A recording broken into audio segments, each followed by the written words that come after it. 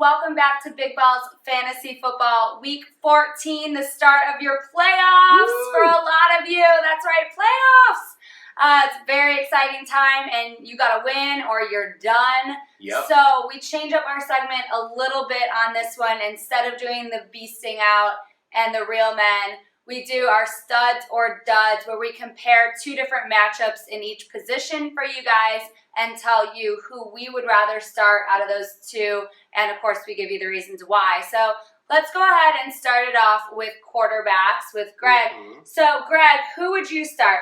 Ryan Fitzpatrick versus the Titans or Kirk Cousins versus Chicago? Now, okay, you have Ryan Fitzpatrick playing the Titans this week. Tennessee gives up the 9th most points to quarterbacks. And then you have Kirk Cousins playing Chicago. The Bears, 10th, they give up the 10th least points to quarterbacks. I have to go with Ryan Fitzpatrick in this because Kirk Cousins, 2 out of the last 4 weeks, sure, he's given you big points. But I find that very deceiving there against very weak defenses. What I based my picks on are actual real scenarios. In one of my leagues, it's unfortunately the league that I'm not in the playoffs in, but these are the two quarterbacks I have. If I were in the playoffs with this, I would definitely go with Fitzpatrick. He's gotten over 50 points in each of the last 2 weeks if you're in PPR leagues. He has been streaking like crazy. He has 667 yards over the last 2 games. That's crazy. That's nuts. And he's got nice Brandon Marshall yes. over there, right? Doing a lot of that. Gee, wow. We could have used you on our team, Brandon. Too bad our coaching staff thought you were a problem. Boy. Anyway, yeah. I'd go with Fitzpatrick on this if these are your 2 quarterbacks you have to choose from. And I think he's been a little more consistent over the whole season than Kirk Cousins as well. So. Most definitely. I like that one. Mm-hmm.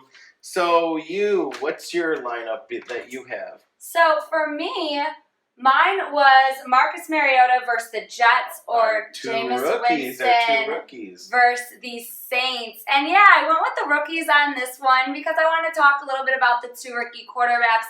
They are both playing really well this season, and I think better than most people expected. In the beginning, both of them had, Mariota started off really well in his first game, but the first few weeks for both of them, for the most part, was a little rocky. And, learning, it's an all new game when you're in the pros. Yep. But, they've really evened out, and they have had pretty good seasons. So let me just let you know what they've done so far this season. Mariota has passed for 2,512 yards, 21 touchdowns, and has had 14 turnovers total. That's interceptions and fumbles.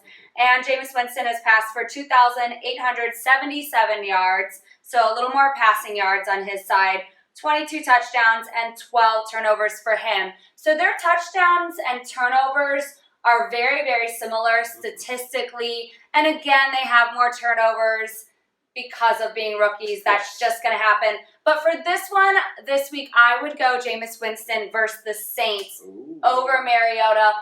Both matchups aren't bad, but 4 quarterbacks have 4 or more touchdown passes versus the Saints. That Saints secondary is just horrible. I mean, that's insane that 4 or more touchdown passes 4 times this season they've given up. Now, the Jets secondary has been struggling more since week 7 than they did in the beginning of the season. They were pretty much locking things down. They've been struggling a little bit, but they're still only allowing 2 passing touchdowns per game. So they're still not giving up a lot of passing touchdowns by any means. And I think Winston will do better for you this week than in week 2 against the Saints. In week 2 against the Saints, he only had 207 yards, 1 touchdown, and 1 rushing touchdown. So he did have 2 touchdowns, but I think he'll pass for at least 2 or 3 touchdowns. Again, he's playing much, much, much better than he did earlier in the season. And it's a divisional matchup, but that really doesn't matter to me. Tampa Bay's still in a position for the wild card. Yep. And who knows with Mariota if Darrelle Revis will be back this week or not. We're not sure about that because he's still going through the concussion protocol. But if he's back, that also will change things and make things more difficult for Mariota. So I would definitely go Winston in that matchup. Yeah, I mean, you have Jameis in that second week, new to the league, still having struggles. He's now going to have a much better game plan in this game, so I could definitely jump on board with that for sure. Yeah, awesome. Should we move it on to running backs? Let's move it on to running backs, and you go first on this one. So this one I have, are you going to start Latavius Murray versus the Broncos or D'Angelo Williams versus the Bengals? Now, both of these games are division games, and as we say, division games a lot of times can be low scoring in fantasy. Yeah. Not always. Sometimes there's those breakout moments for sure, but the teams know each other better. We know that.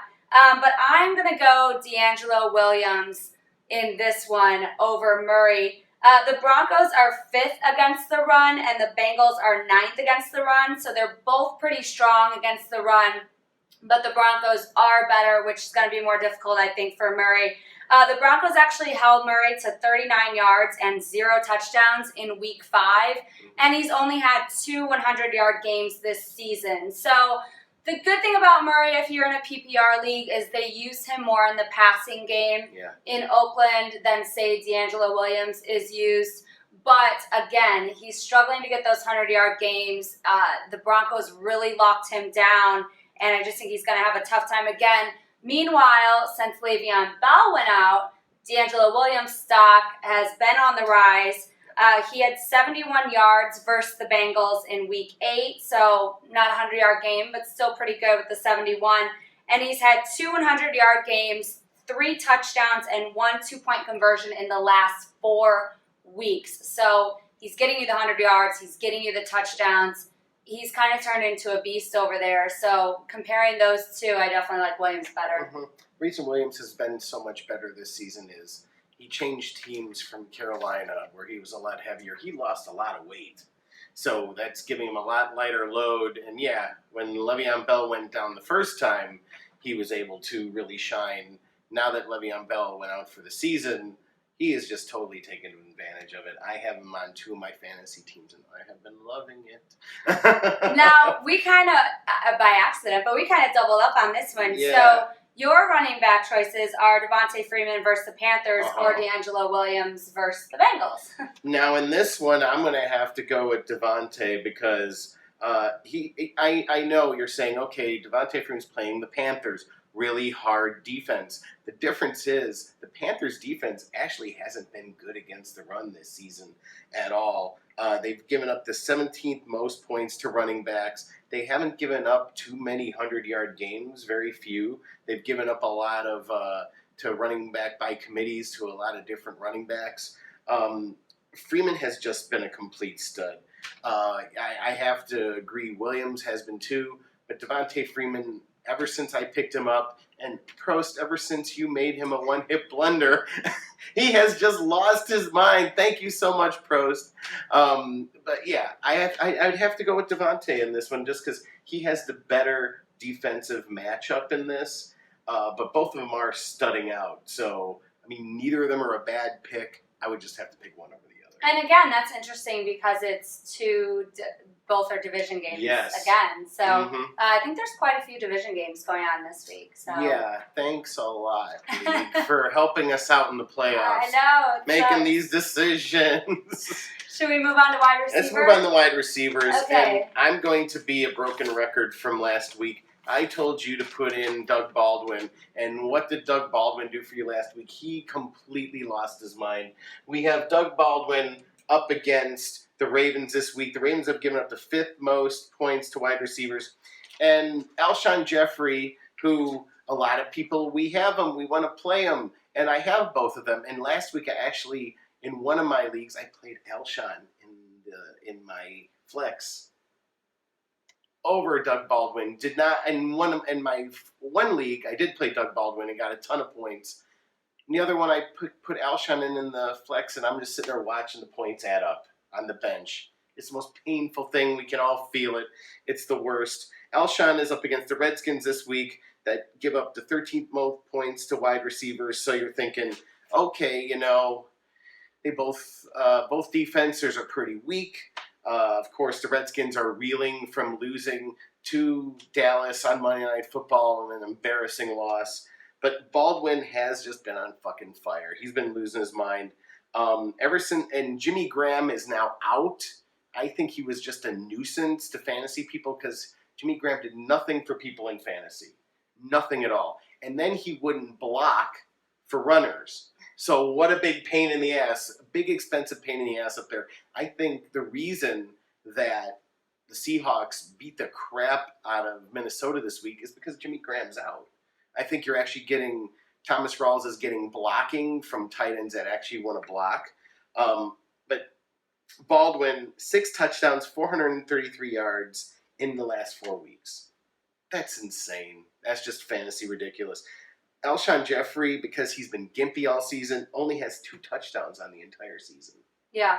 Shocking. Yeah, he's been getting you some yardage, but Yeah. he definitely, hasn't been getting the touchdowns. But the Bears haven't been scoring a lot of touchdowns, period. Right. They are not a high-scoring offense. No, and Alshon's only gotten gone over 100 yards.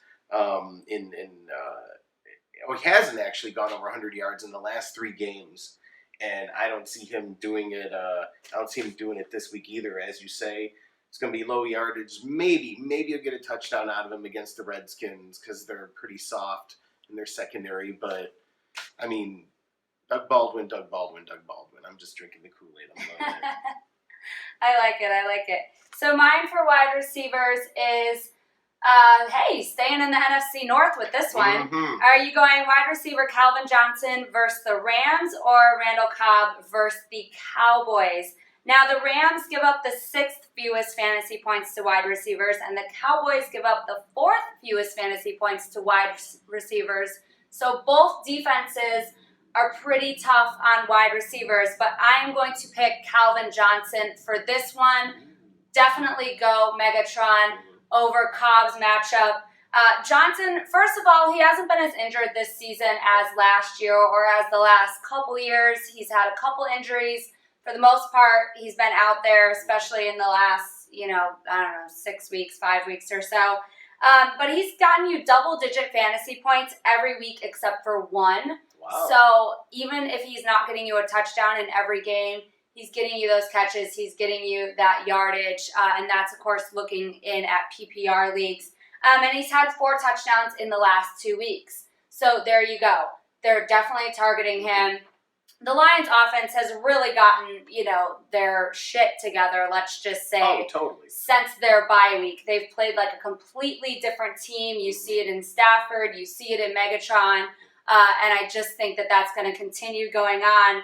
As for Randall Cobb and the Packers, Cobb only has 656 receiving yards on the season, which is only a 55-yard per game average. So that's a terrible average right there. And we know that Green Bay's offense has been playing really shaky. I actually think Cobb is a much better receiver when Jordy Nelson is in there because defenses have to account for Jordy Nelson.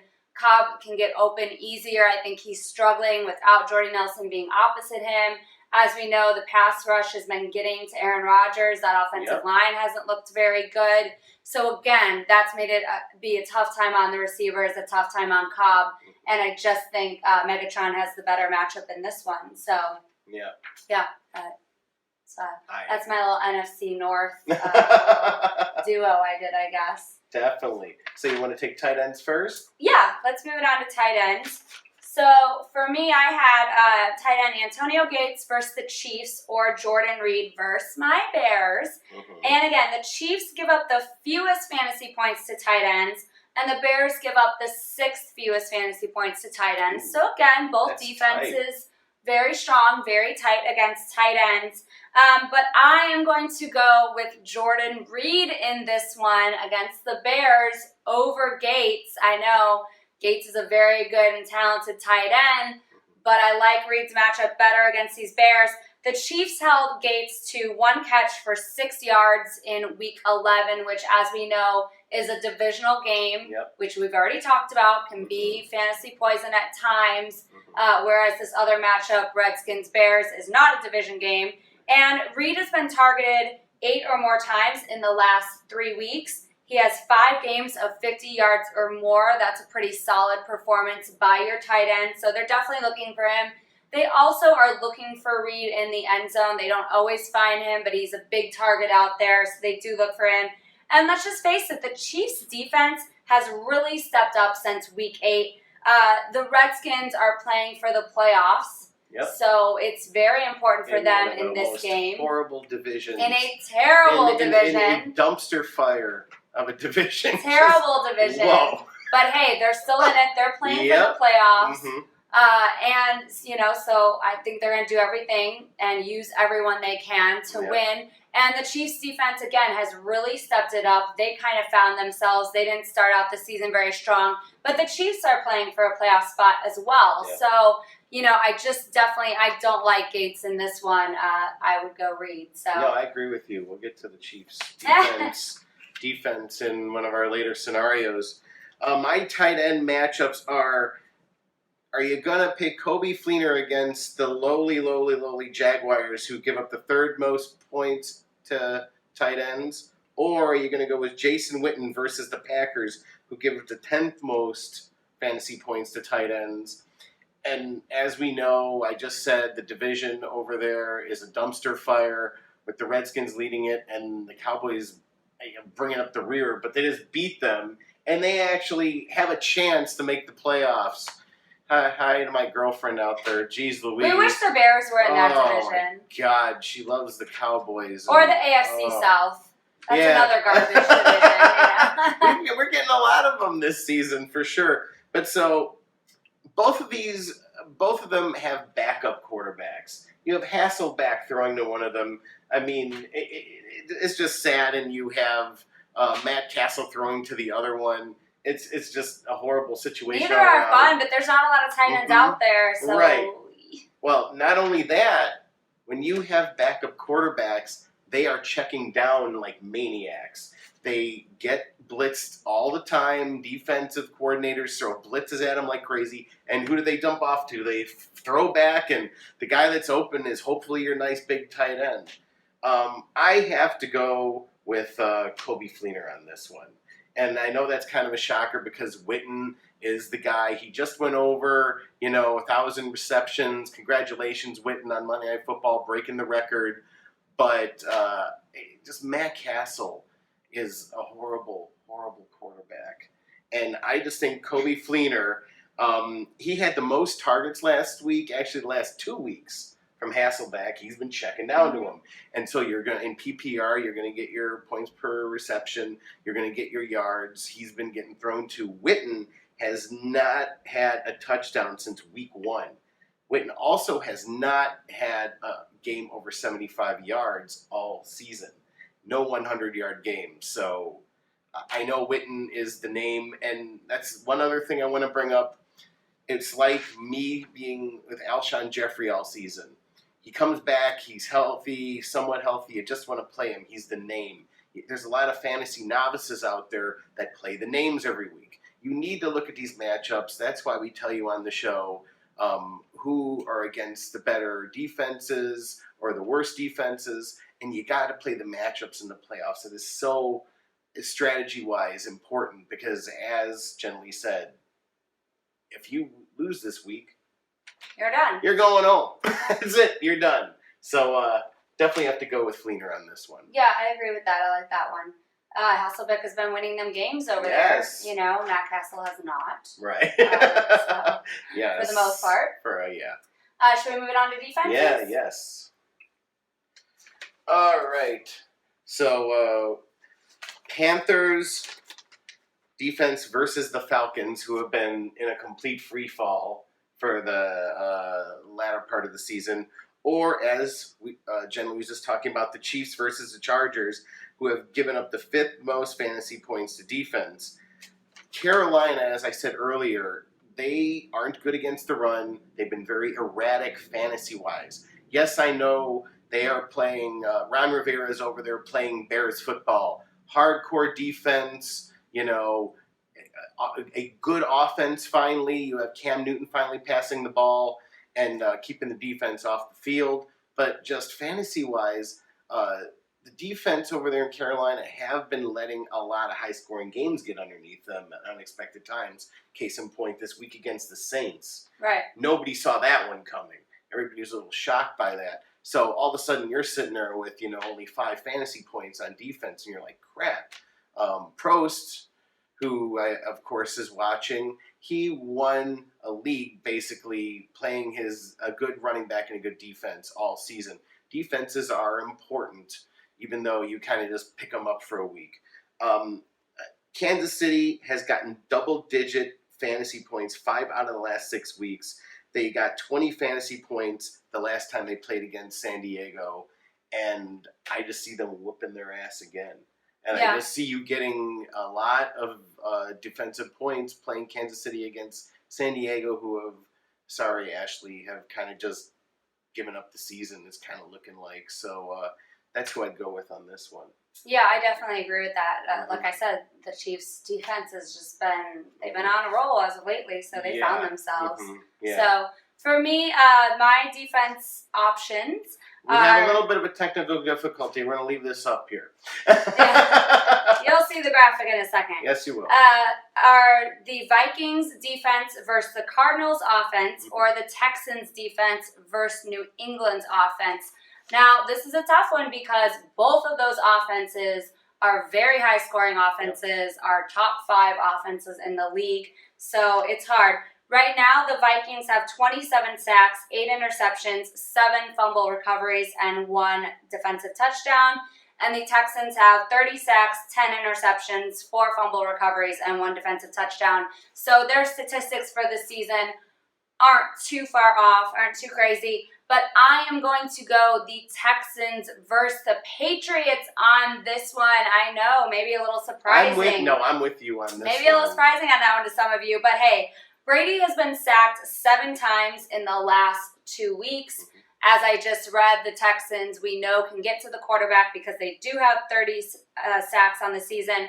And we know that he's missing weapons. He's missing Gronk. He's missing Edelman. And that, again, is making him hold on to the ball longer. And his line, is a lot of rookies, a lot of younger players. And they're just not protecting him as well. Also, the Cardinals, they are the number 1 offense in the league. And let's face it, the Vikings gave up 38 points last week to Seattle. Now, I know that does not happen for them every week. That was one of those rare type of things. And I think they will play much better coming off of that game defensively. But still, this Cardinal offense has been killing teams all season long. I think they're going to be able to do it again. And the Cardinals are playing at home, which makes it a little bit more difficult on the Vikings, going on the road, playing in Arizona with a very good team. And the Patriots are away. So that helps out the Texans a lot. As we know, that crowd noise in Houston might even get to Brady and the Patriots offense. So I think the Texans, they've been getting a lot of turnovers lately. Like we talked about, they are a team that they found themselves. Definitely. They were lost at the beginning of the season. I told you 1 week not to play them. Yeah. That's how bad it was. Yeah, but that defense, they finally found themselves. They've been getting interceptions and sacks and all that fun stuff, and that's what gives you the fantasy points. And, Patriots have struggled, 2 losses in a row now, and not having those weapons is a big deal. So They lost to the Eagles. Oh, yeah. The Eagles. The Patriots lost to the Eagles. God, it was backwards week this week in the NFL. Totally backwards week. I'm way behind you on that. The Texans are surging and the Patriots are struggling. You got to take advantage of that. It's kind of rare that you have a situation like that. I would definitely use that to your advantage in your first week of the playoffs. Yeah. So that's it. We have covered all of the positions. Sorry. Put in a kicker. Good luck. Maybe not Robbie Gould this week. I know. For crying out loud. But thank you for watching this week. Again, don't forget to download the app. Tell your friends to download the app. Go to bigballsfantasyfootball.com. Go to our Facebook page. Go to our Twitter. Go to our Instagram. And we're going to be back again next week with another bunch of studs or duds. And follow this out to help you out in your matchups next week. Absolutely. And if you have specific questions for us, be sure to get them to us on our app. The earlier, the better. That always helps us to get them before 10 minutes before the game starts. Helps us answer them. But, we do basically the same thing where you can ask us this person or this person, and we'll let you know All who we week. think will score more points. All week you can ask us questions. Yeah, I know they come in 10 minutes before, and we thank you for them. But sometimes we're a little bit busy over at the Bears bar. We're all football fans, so we wish we could have the staff of ESPN. We just don't. Yeah, a little earlier. Yes, a little earlier, about a half hour before the game. We'll get you that. Okay, well, good luck in your first week of the playoffs, and hopefully we see you in the second week of the playoffs and your finals. Absolutely. Good night, you guys. Good night.